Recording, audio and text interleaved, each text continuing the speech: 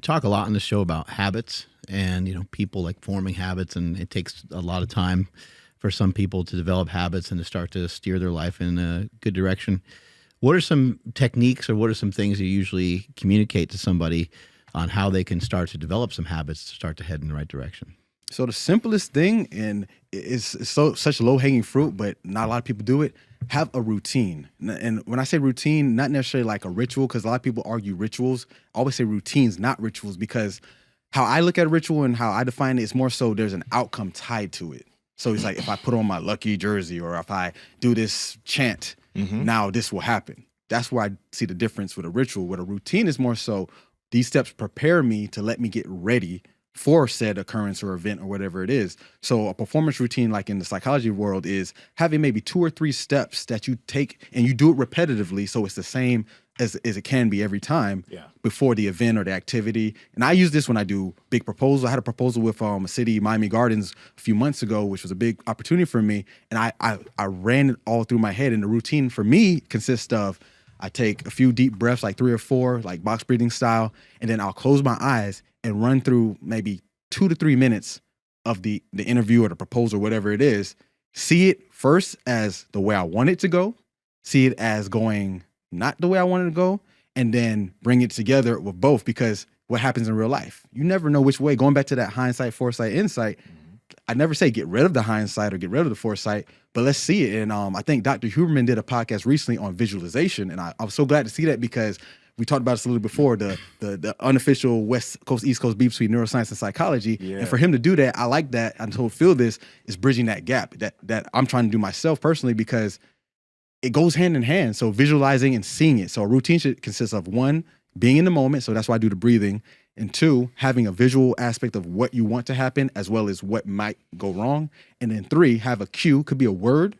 And I know with lifters, you do this, like, it could be a physical cue, like slap your hip, snap your finger, whatever. But it should be a cue that says, when I say this or do this, it's time to go. And then just reflect on, where's my mindset? Because it doesn't mean you're going to be perfectly calm now. It just means I know where I'm at. So when you do said task or sport or interview or hot date, whatever it is, you know, okay, that's where I was when it happened. So when you go back and say, so how'd you feel when you hit that game-winning home run?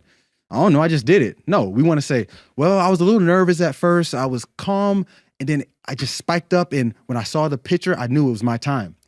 Or vice versa. Yeah, I think I wasn't ready, but I still executed. Whatever it was, you at least were mindful, because we use the word mindful a lot, but it's usually just freely having your mind roam, and that's not mindfulness. Mindfulness should be able to identify what's occurring at the time.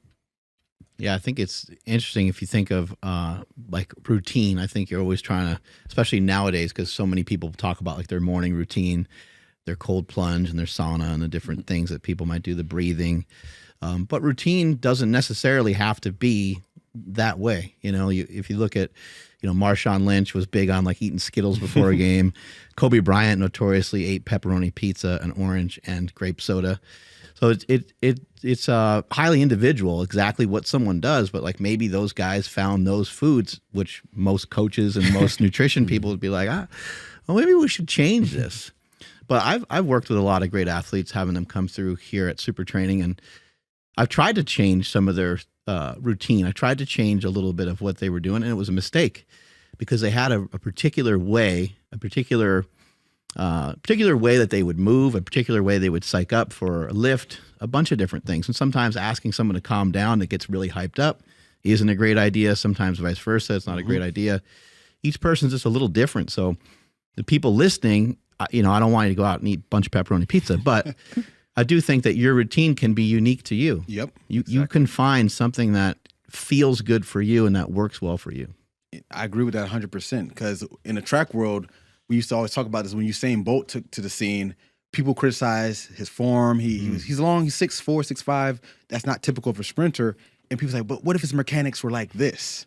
I would argue, I'm not a track expert per se. I ran it to a decent level, but it probably would have maybe made him slower. Yeah. Because that's how he's mechanically, like, over his career ran, and that's how he got to where he is. And the same thing with your athletes. If this is what's been working, I guess the main takeaway should be is, are they in the moment? If they're in the moment doing all that stuff, let it be. Now, if it's like, I don't know, coach, I just did it, and they have no idea, and it's just something to do to pass time, that's when I would kind of, not say change it, but like entertain, like, what could go differently? Power Project family, we appreciate you checking out this clip. Check out another one. Just go check out another one. Or comment down below and let us know what you liked about this one. But we love you guys, and we're going to keep bringing you the heat.